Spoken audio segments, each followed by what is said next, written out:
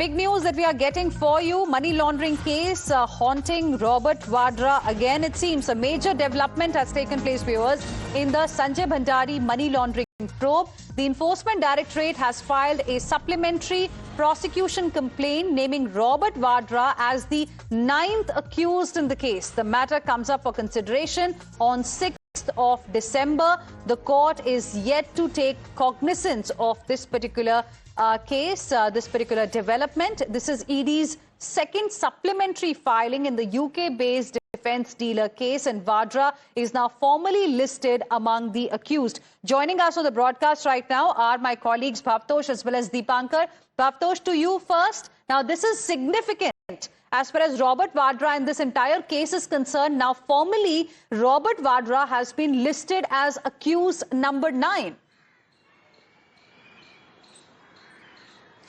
Yes, in fact, this news has been broken by Deepankar, and what has happened in this case is the third prosecution complaint has been filed against Robert Vadra, son-in-law of Sonia Gandhi. This case pertains to a black money case, which cognizance of which was taken by the Enforcement Directorate, and after which the Enforcement Directorate filed a prosecution complaint against Sanjay Bhandari, the fugitive defense dealer. And after that, the first charge sheet was filed against Sanjay Bhandari.